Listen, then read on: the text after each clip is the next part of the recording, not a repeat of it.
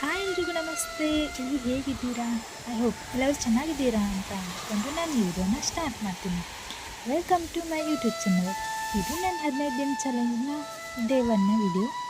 ನಾನಿವತ್ತು ಅಂದ್ಕೊಂಡಿದ್ದೆ 4 ಗಂಟೆಗೆ ಹೇಳಬೇಕು ಅಂತ, ಆದರೆ ಸ್ವಲ್ಪ ಲೇಟ್ ಆಯಿತು. ಆದರೂ ಪರವಾಗಿಲ್ಲ ಅಂತ ಸ್ಟಡಿನ ಸ್ಟಾರ್ಟ್ ಮಾಡಿದೆ.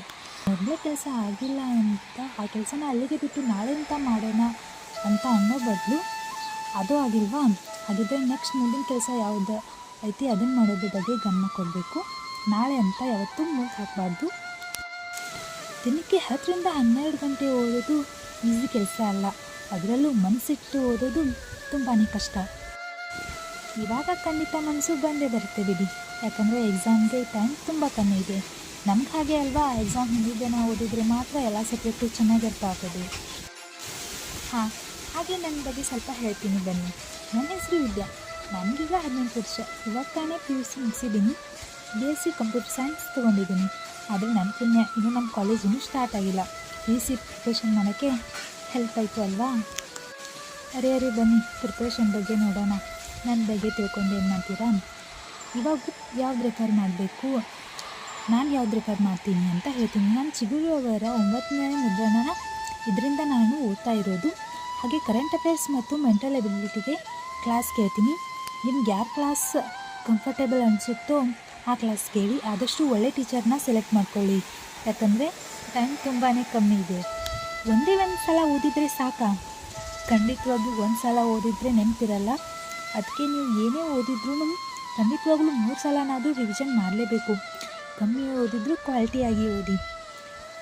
ಇವಾಗ 8 ದಿನಕ್ಕೆ ಪಾರ್ಟ್ ಮಾಡ್ಕೊಂಡಿದ್ವಲ್ವಾ, ಅದರಲ್ಲಿ ನೀವೇನೇ ಓದಿದ್ರೂ ಈ 8 ದಿನದಲ್ಲಿ ಏನೇ ಓದಿ, ಆದರೆ ಅದನ್ನು ಕನಿಷ್ಠ 2 ಸಲನಾದರೂ ಓದಿರಬೇಕು.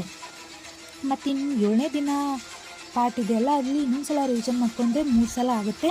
ಮತ್ತು ನೆನಪಿರುತ್ತೆ. ಎಕ್ಸಾಮ್ಗೆ ಹೋದರೆ ಬೈದಲ್ಲಿ ಅದು ಅಷ್ಟು ಬೇಗನೆ ಮರೆಯಲ್ಲ. ಸರಿ, ಹಾಗಿದ್ರೆ ನನ್ನ ಡೇ 1ನ ಸ್ಟಡಿ ರೂಟೀನ್ ನೋಡ್ಕೊಂಬರೋಣ ಬನ್ನಿ.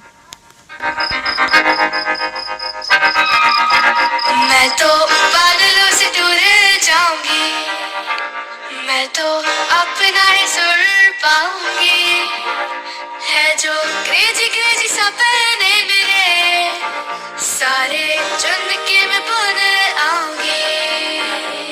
हमारा इस दुनिया की हो ही नहीं, मैं अपनी ही दुनिया बनाऊंगी. कि जिंदगी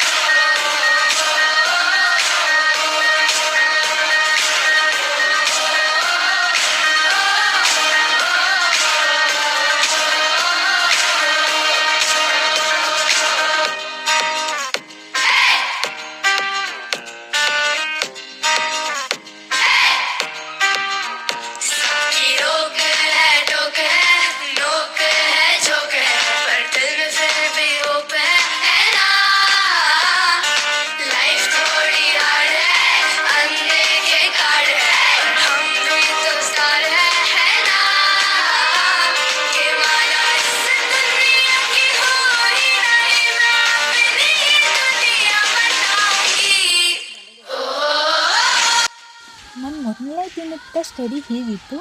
ನನ್ನ ಸ್ಟಡಿ ಜರ್ನಿ ನೋಡಬೇಕು ಅಂದರೆ ಸಬ್ಸ್ಕ್ರೈಬ್ ಮಾಡ್ಕೊಳ್ಳಿ. ವಿಡಿಯೋ ಇಷ್ಟ ಆಗಿದ್ದರೆ ಲೈಕ್ ಮಾಡಿ. ಮತ್ತೆ ಸಿಗ್ತೀನಿ ಮುಂದಿನ ವಿಡಿಯೋದಲ್ಲಿ. ಎಲ್ರಿಗೂ ಬಾಯ್.